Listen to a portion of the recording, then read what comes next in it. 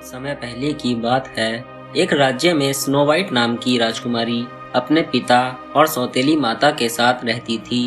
उसकी सगी माँ की मृत्यु तभी हो गई थी जब वह बहुत छोटी थी। स्नो वाइट का जन्म बहुत मिन्नतों के बाद हुआ था। लंबे समय से उसकी माँ संतान को तरस रही थी। एक दिन अचानक कुछ अजीब हुआ। वह एक बर्फीला दिन था। स्नो वाइट की माँ महल की खिड़की के पास खड़ी बर्फबारी देखते देखते कुछ सिल रही थी। तभी कहीं से एक स्नोबोर्ड उड़कर खिड़की के रास्ते महल में घुस गई। उसे देख स्नो वाइट की माँ का ध्यान भटका और सुई उसकी उंगली में चुभ गई। सुई के चुभते ही रक्त की कुछ बूंदें सफेद बर्फ पर गिरी और उससे सुंदर चेहरे की एक आकृति बन गई। उस समय स्नो वाइट की माँ ने एक ऐसी पुत्री की कामना की जिसका रंग बर्फ जैसा सफेद हो, होठ रक्त जैसे लाल हों और बाल काली घटा जैसे घने हों। इसके कुछ दिनों बाद ही वह गर्भवती हो गई और कुछ महीनों बाद उसने एक बच्ची को जन्म दिया।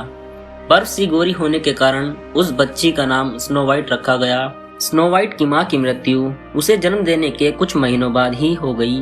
मृत्यु के पूर्व उसने स्नो वाइट के पिता से वचन लिया कि वे स्नो वाइट के लिए नई माँ ले आएंगे और उसका पूरा ख्याल रखेंगे। अपनी पत्नी को दिए वचन के कारण स्नो वाइट के पिता ने दूसरा विवाह कर लिया और इस तरह स्नो वाइट की सौतेली माँ महल में आ गई। स्नो वाइट की सौतेली माँ काला जादू जानती थी। उसने काले जादू से राजा को वश में कर लिया। अब वह जैसा कहती राजा वैसा ही करता। राज्य की सारी सत्ता एक तरह से उसके हाथ में आ गई। उसके पास एक सच बोलने वाला जादुई आईना था जिससे वह अक्सर पूछा करती थी, बता जादुई आईने, दुनिया में सबसे सुंदर कौन है? जादुई आईना हमेशा उत्तर देता, दुनिया में सबसे सुंदर आप हो रानी, आप सा सुंदर कोई नहीं।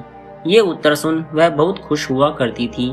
धीरे धीरे अपनी सुंदरता के प्रति उसका घमंड बढ़ता गया। उसे किसी और का खुद से अधिक सुंदर कहलाना गवारा नहीं था। इधर समय गुजरता जा रहा था और गुजरते समय के साथ स्नो वाइट बड़ी हो रही थी। जैसे जैसे वह बड़ी हो रही थी उसकी सुंदरता निखरती जा रही थी। अपनी सुंदरता के घमंड में मस्त उसकी सौतेली माँ का कभी इस ओर ध्यान नहीं गया। लेकिन एक दिन सब कुछ बदल गया। एक दिन उसने जादुई आईने से पूछा, बता जादुई आईने, दुनिया में सबसे सुंदर कौन है? उसे उम्मीद थी कि हर बार की तरह जादुई आईना उसे ही सबसे सुंदर कहेगा, लेकिन ऐसा नहीं हुआ। जादुई आईना बोला, दुनिया में सबसे सुंदर है स्नो वाइट। यह सुनकर वह स्नो वाइट के प्रति ईर्ष्या से भर उठी। दुनिया में सबसे सुंदर बने रहने के लिए उसने स्नो वाइट को मार डालने की योजना बनाई। इसका जिम्मा उसने अपने एक सैनिक को सौंपा। सैनिक स्नो वाइट को मार डालने जंगल ले गया, लेकिन वहां उसका मासूम चेहरा देख उसका हृदय पिघल गया। वह उसे मार नहीं पाया। उसकी सौतेली माँ के बारे में सब कुछ बताते हुए उसने स्नो वाइट को नसीहत दी कि वह कहीं दूर स्थित स्थान पर चली जाए और कभी महल वापस न आए। वह महल लौट गया और स्नो वाइट की सौतेली माँ को एक मरे हुए सुअर का दिल दिखा दिया।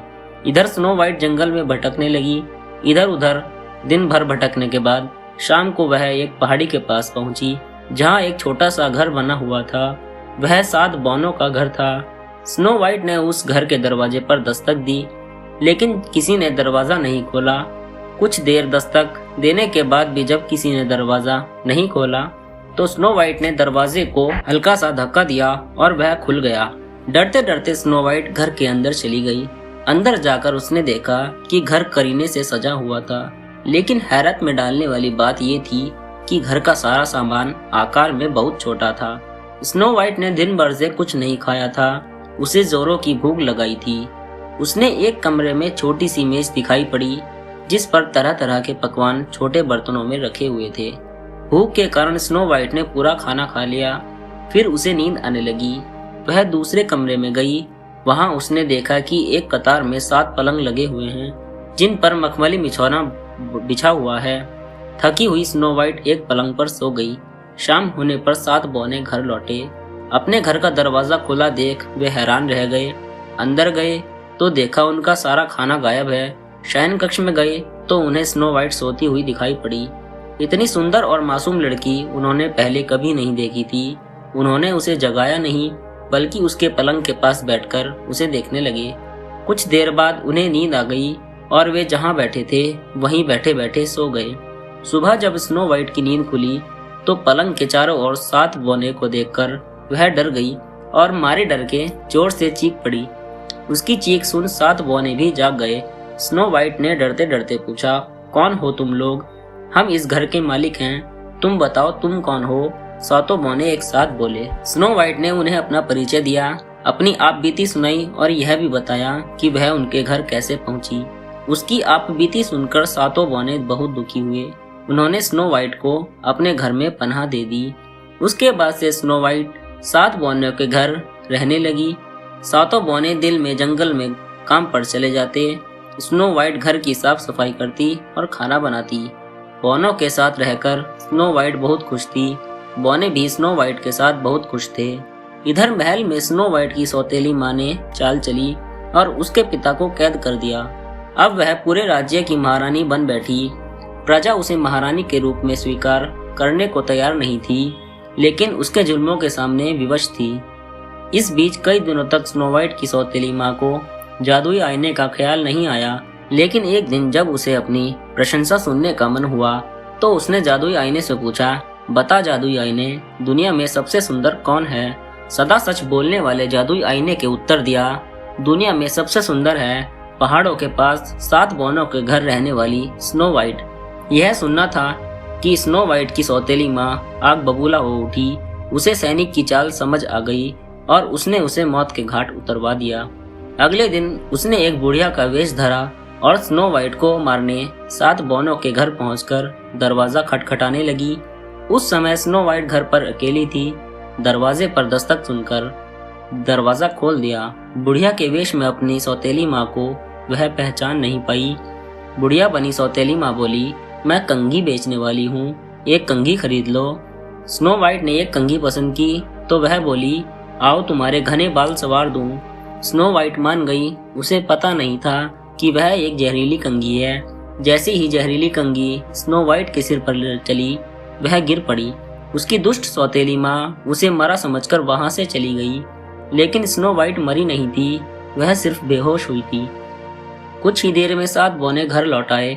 उन्होंने स्नो वाइट को जमीन पर बेहोश पड़ा देखा तो उसके सिर पर फंसी कंघी निकाल दी। कंघी निकालते ही स्नो वाइट होश में आ गई। पूछने पर स्नो वाइट ने सारी घटना बता दी।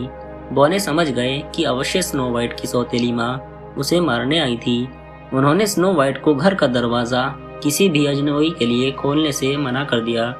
स्नो वाइट ने भी उन्हें आश्वासन दिया कि वह सावधान रहेगी। महल पहुंचकर स्नो वाइट की सौतेली माँ ने जादुई आईने से पूछा, बता जादुई आईने, दुनिया में सबसे सुंदर कौन है? पहाड़ के पास 7 बौनों के घर में रहने वाली स्नो वाइट जादुई आईने ने उत्तर दिया।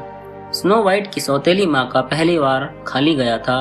वह उसे मारने का दूसरा उपाय सोचने लगी। इस बार उसने जहरीला फल खिलाकर स्नो वाइट को मारने की योजना बनाई। कुछ दिनों बाद वहां एक फल वाली का वेश धरकर 7 बौनों के घर पहुंची। उस समय भी स्नो वाइट घर पर अकेली थी। दरवाजे पर दस्तक होने पर स्नो वाइट ने अंदर से ही पूछा, कौन है? मैं फल वाली हूँ, ताजे मीठे फल लाई हूँ। उसकी सौतेली माँ खिड़की के पास आकर बोली, मुझे फल नहीं चाहिए। स्नो वाइट ने आधी खिड़की खोलकर मना कर दिया। स्नो वाइट के मना करने पर उसकी सौतेली माँ बोली, बेटी मेरी मदद कर दो, आज मेरा एक भी फल नहीं बिका। मेरे पति की तबीयत बहुत खराब है, फल नहीं बिका तो मैं उसका इलाज कैसे कराऊंगी? स्नो वाइट को दया आ गई। वह फल खरीदने तैयार हो गई। तब फल वाली बनी उसकी सौतेली माँ ने जहरीले फलों का टुकड़ा काटकर स्नो वाइट को दिया और बोली, एक टुकड़ा चखकर देखो, ऐसा फल तुमने पहले कभी नहीं खाया होगा। स्नो वाइट ने वह टुकड़ा लेकर मुंह में डाल लिया। मुंह में टुकड़ा डालते ही जहर ने अपना असर दिखा दिया। स्नो वाइट के होंठ नीले पड़ गए और वह गिर पड़ी। उसकी सौतेली माँ खुशी खुशी महल वापस आ गई। वहां उसने जादुई आईने से पूछा, बता जादुई आईने, दुनिया में सबसे सुंदर कौन है? दुनिया में सबसे सुंदर तुम हो रानी। जादुई आईने का ये उत्तर सुनकर वह खुशी से झूम उठी। जब बौने घर पहुंचे तो स्नो वाइट को अचेत अवस्था में पाया। उन्होंने उसे उठाने की बहुत कोशिश की, लेकिन नाकाम रहे। वे समझ गए कि स्नो वाइट अब इस दुनिया में नहीं रही। सब दुखी थे और जोर जोर से रो रहे थे। रोते रोते 3 दिन बीत गए। उन्होंने ये गौर किया कि 3 दिन बाद भी स्नो वाइट के शरीर में कोई बदलाव नहीं है। उसकी त्वचा वैसी की वैसी है। उसे देख ऐसा लगता था मानो वह सो रही हो। इसलिए उन्होंने उसे दफनाया नहीं, बल्कि एक पारदर्शी ताबूत में लिटाकर पहाड़ी के ऊपर रख दिया। उस ताबूत पर उन्होंने लिखा, यहाँ राजकुमारी स्नो वाइट सो रही है। स्नो वाइट के ताबूत के पास आकर जंगल के सभी पशु पक्षी विलाप करने लगे। उस समय वहां से एक राजकुमार अपने सैनिकों के साथ जा रहा था। उसने जब पशु पक्षियों को विलाप करते हुए देखा तो स्नो वाइट के ताबूत के पास गया। पारदर्शी कांच के ताबूत में लेटी स्नो वाइट को जब उसने देखा तो देखता रह गया। वह अब भी बहुत खूबसूरत लग रही थी। राजकुमार को उससे प्रेम हो गया। यह जानते हुए भी कि अब वह इस दुनिया में नहीं है, वह उसे अपने साथ महल ले जाना चाहता था। वह बौनों के पास गया और उनसे पूछा, क्या मैं स्नो वाइट को अपने साथ ले जा सकता हूँ? नहीं, सातों बौने एक स्वर में बोले। राजकुमार ने उन्हें तरह तरह की चीजों का लालच दिया, लेकिन बौने नहीं माने।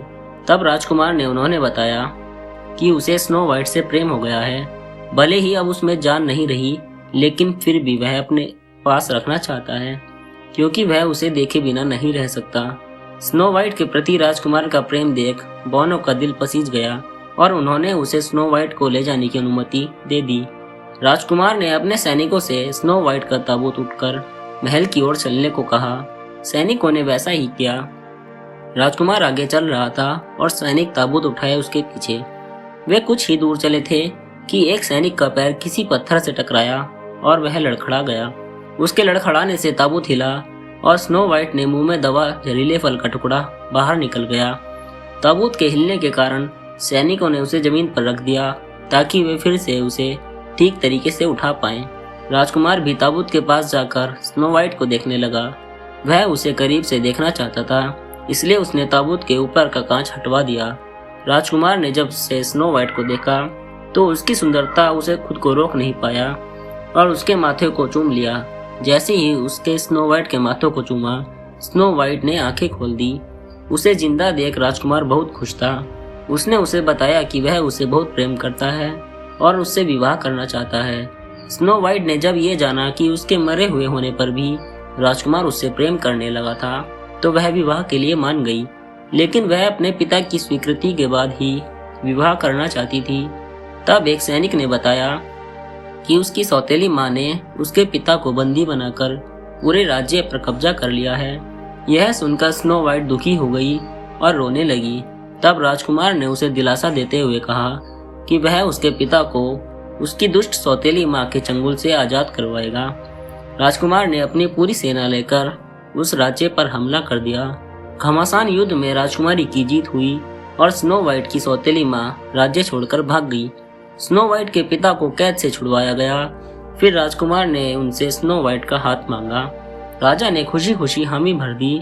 स्नो वाइट और राजकुमार का धूमधाम से विवाह हुआ, जिसमें 7 बौने भी शामिल हुए। अब स्नो वाइट को किसी बात का दुख नहीं था। वह राजकुमार के साथ खुशी खुशी रहने लगी। दोस्तों, कहानी पसंद आई हो तो कहानी को लाइक और चैनल को सब्सक्राइब जरूर करें। धन्यवाद।